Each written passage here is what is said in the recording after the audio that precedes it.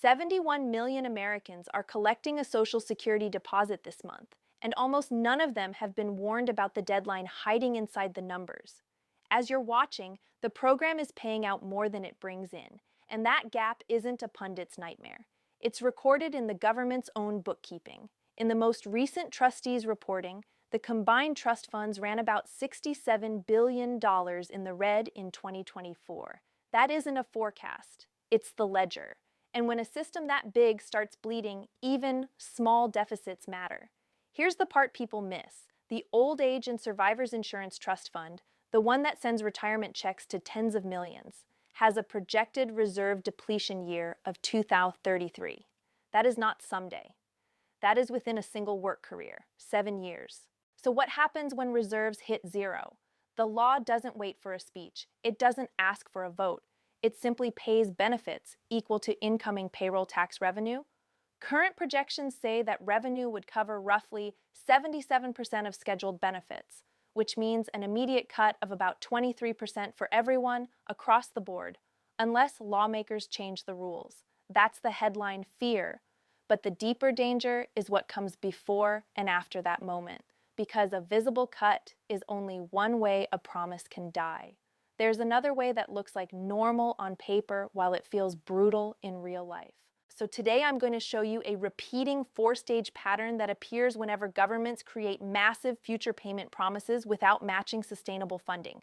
I'll prove the pattern with 3 historical examples that don't share politics, geography, or time.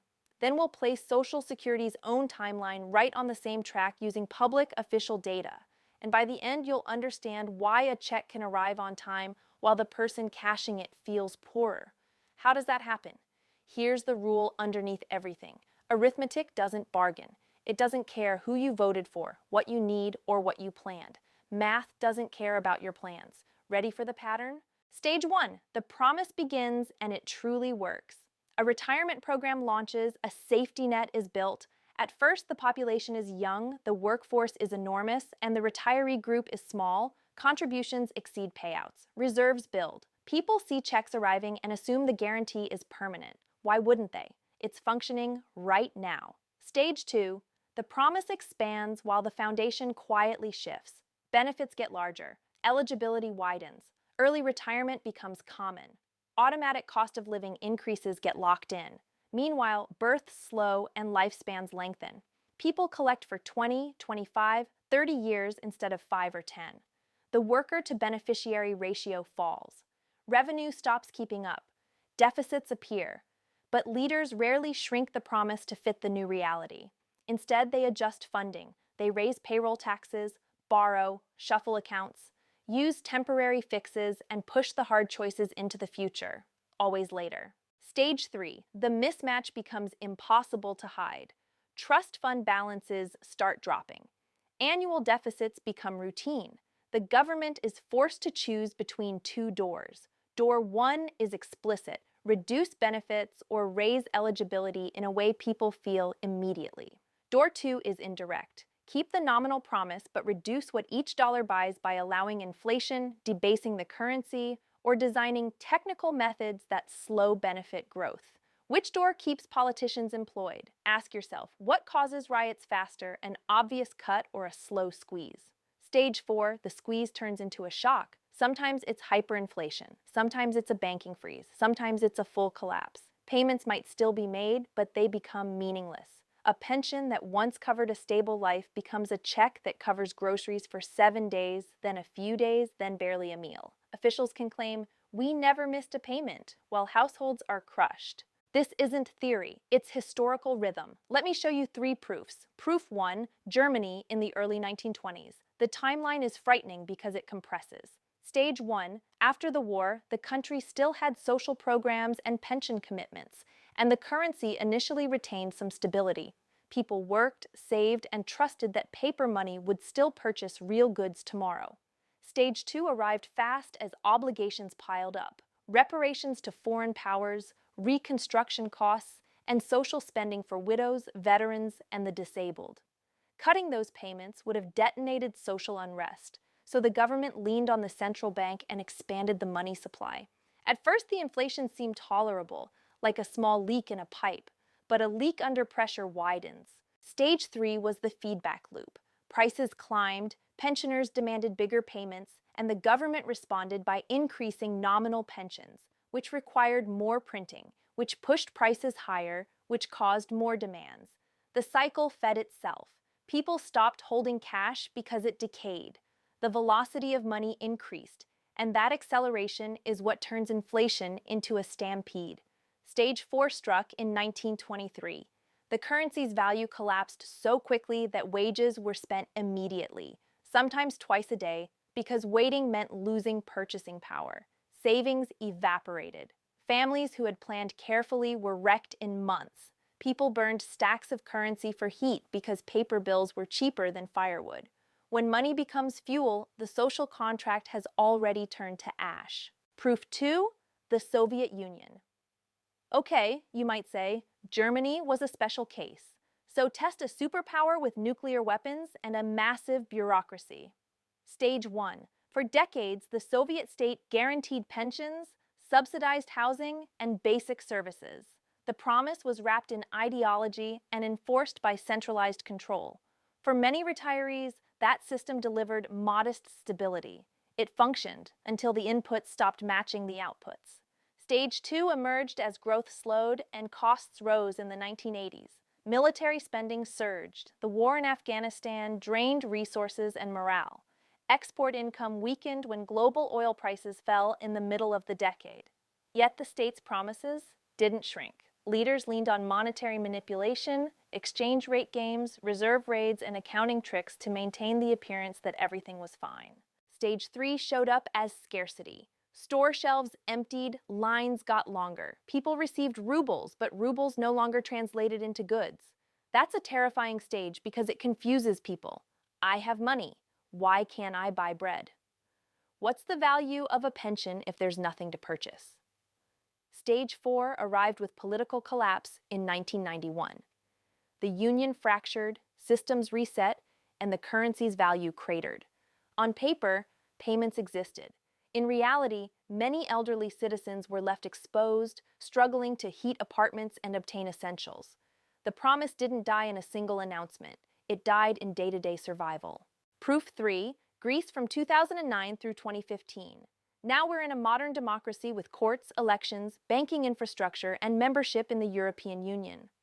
Stage 1: After entering the euro, Greece carried a generous pension framework supported by cheap credit and optimistic growth assumptions. Borrowing costs were low because markets treated euro members as safer. It looked stable while money was easy. Stage 2: The global financial crisis struck, the economy contracted, tax revenue fell, and unemployment jumped. Pension obligations stayed fixed, and because Greece used the euro, it couldn't print its own currency to patch gaps, so it borrowed until lenders stopped believing. Debt ratios climbed and confidence broke. Stage 3: Bailouts came, but with conditions. Austerity measures, retirement age changes, and pension reductions. People flooded streets because cuts feel like betrayal when you built your future around a legally protected benefit, but the numbers demanded it. When creditors control the lifeline, promises become negotiable. Stage 4: Capital controls. Bank withdrawals were limited, payments were staggered, retirees stood in lines because the financial plumbing narrowed. The country didn't fully implode only because external institutions kept injecting support. Even so, the original guarantee was shattered and trust was damaged for a generation. 3 cases, different continents, different regimes, same sequence. The pattern isn't moral, it's mathematical. A promise can't outrun its funding. Now let's place Social Security on that track. Stage 1: Social Security's early era. In the 1930s, the program was smaller than what it became. Benefits started at 65.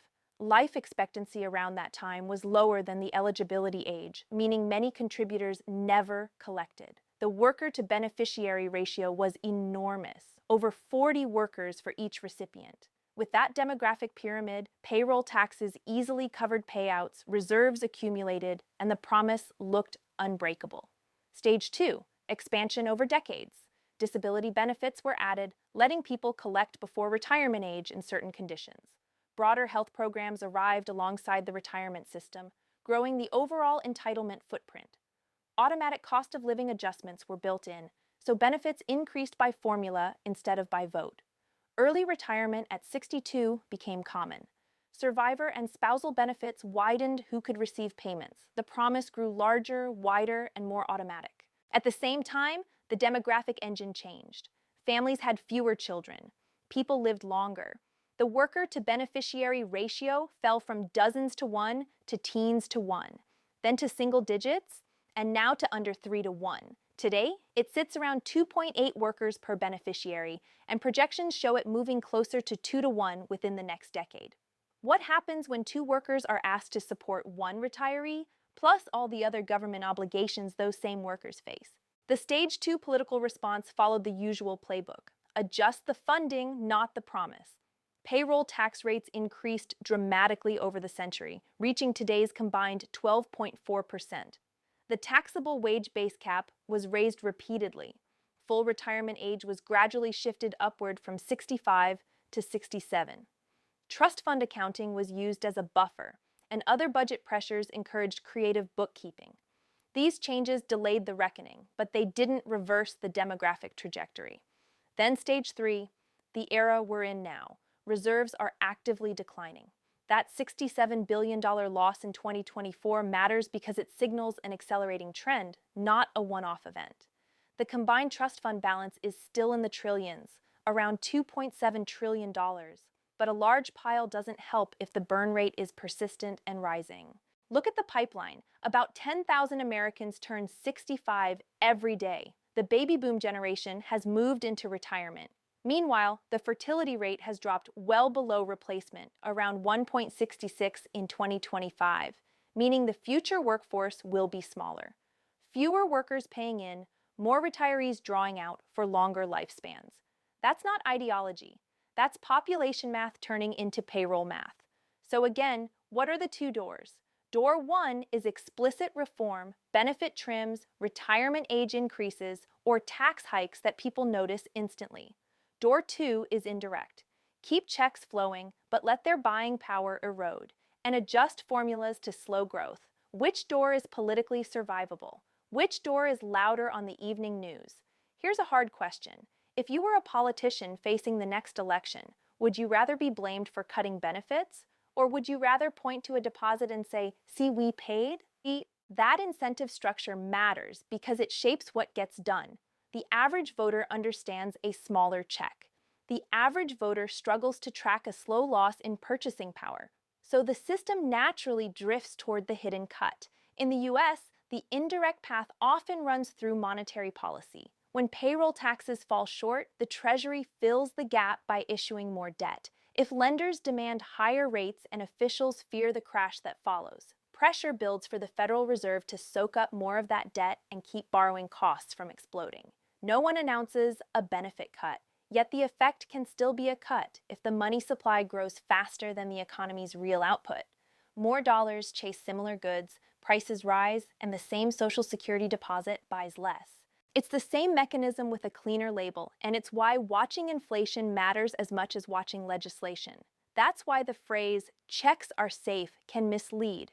A check can be safe and still shrink in power year after year, while everyone argues over headlines, especially for retirees. This is where cost of living adjustments come in. COLAs are meant to protect recipients, but protection depends on the yardstick used. Social Security uses CPIW, an index designed around urban wage earners. Retirees don't spend like wage earners. Seniors spend more on medical care, prescriptions, housing, utilities, and insurance. When the index uses substitution, assuming you swap beef for chicken, then chicken for beans, it can miss what fixed-income households actually experience. So even if a COLA looks good on paper, the real-life inflation for older households can be higher. And if your essentials rise faster than your benefit, the difference compounds year after year. It's a slow leak, but compounding turns slow leaks into floods. One more thing, a trust fund isn't a vault of cash with your name on it. It's mostly a stack of government IOUs and accounting entries that record past surpluses. When payroll taxes used to exceed benefits, the excess was swapped for special treasury bonds. Those bonds are legal obligations, but they are not a pile of spendable bills. To pay benefits above today's tax income, the Treasury redeems those bonds, meaning the government must raise the cash elsewhere. through other taxes, spending cuts in other areas, or more borrowing. That redemption process is one reason the depletion date matters. It changes what the system is allowed to do. Now for the stealth cut, not the check amount, but the check's reach. Think of your benefit like a flashlight. If the batteries weaken, the light still turns on, but the beam doesn't travel as far. Inflation is that battery drain, and it can drain faster for retirees than for workers. You can see this in everyday categories. Since 2020, grocery bills for many families have risen by roughly the low 20s in percentage terms. Housing-related costs have climbed by more than a third in many markets, and health costs have also increased. Meanwhile, the adjustment formula is tied to CPIW, which can underweight the categories seniors can't easily avoid. The 2026 COLA is 2.8%.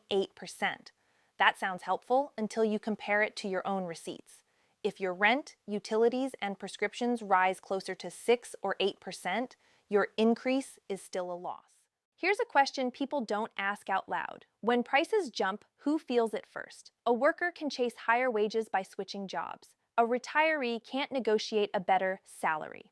Fixed income turns inflation into a one-way door. Even with annual adjustments, you're always catching up to last year's prices while next month's prices keep moving. That lag alone can eat real living standards, and the gap compounds. In 2023, the official adjustment was about 3.2%, while many retiree-heavy spending baskets rose far more. In 2024, the adjustment was roughly 2.5%, and essential costs still felt hotter. In 2025, the adjustment landed around 1.8%, again trailing what many households experienced. Those differences look small, but small gaps repeated become big gaps. Compounding is quiet, then it's cruel. So when you hear benefits are indexed to inflation, don't stop there. Ask, index to which inflation? Whose spending patterns, what weightings? And what happens when budget pressure pushes leaders to revisit methodology so official inflation reads lower, saving billions without holding a dramatic vote? This is how Stage 3 becomes a lived experience. The check arrives, headlines say benefits increased, but the fridge, the pharmacy, and the landlord tell a different story. And that difference breeds anger because people feel the loss, yet they can't point to a single moment where someone announced, "We cut you." Now layer on the trust fund deadlines. The trustees project the OASI reserve depletion around 2033. When that happens, current law forces payments to match incoming revenue, roughly 77% of scheduled benefits, unless Congress intervenes. That's the visible cut scenario. But even before the depletion date, pressure grows to suppress costs, and the easiest lever to pull without a dramatic vote is the technical side. Indexing, formulas, and assumptions. Is that secret plotting? It doesn't need to be. Budget stress creates predictable behavior. When the spreadsheet screams, leaders hunt for changes that cause the least immediate outrage. Technical adjustments are quieter than explicit benefit reductions. So what does this mean for real people? If you're already receiving Social Security, the most likely near-term scenario isn't check stop tomorrow. It's that checks keep arriving while their buying power slowly shrinks, especially if food, housing, and health costs keep climbing faster than the index used for adjustments. That is Stage 3 in human terms. The promise arrives thinner each year. If Social Security is your main income, a gradual erosion can push you below comfortable living even if nominal benefits rise. If you supplement with savings, inflation hits those savings too. A bond paying 3% loses ground if inflation is 6 or 8. Cash loses even more. Your safe reserve becomes a melting ice cube in a warm room. If you're still working, payroll taxes you pay now support current beneficiaries. And if the worker-to-beneficiary ratio continues falling, future recipients may receive less in real terms than prior generations did, because the demographic pyramid has inverted. That's the core mechanic. What happens next? Several paths exist, and each has a cost. Lawmakers could raise taxes, especially on higher earners. They could adjust the wage cap. They could modify benefit formulas for future retirees. They could raise eligibility ages again, or they could delay and allow the quiet version to dominate. Ongoing purchasing power erosion punctuated by abrupt reforms when deadlines hit. Which outcome is best for the country? Which outcome is easiest for a politician? Those answers often clash, and that's why this matters even if retirement feels distant. Decisions made now ripple forward, delays compound. Let's zoom out and restate the sequence. Stage 1 works because demographics are favorable. Stage 2 expands promises and hides cracks with patchwork. Stage 3 forces uncomfortable choices and rewards leaders who hide blame. Stage 4 is when hidden costs become obvious and painful. The order is old, the only variable is timing. So, are we doomed? Not automatically. Reforms can stabilize systems if they happen early and honestly. But here's what you should not do. Assume that because a check arrives, the promise is healthy. Checks can arrive inside a weakening structure. Payments can continue while living standards fall. Watch purchasing power, not just deposits.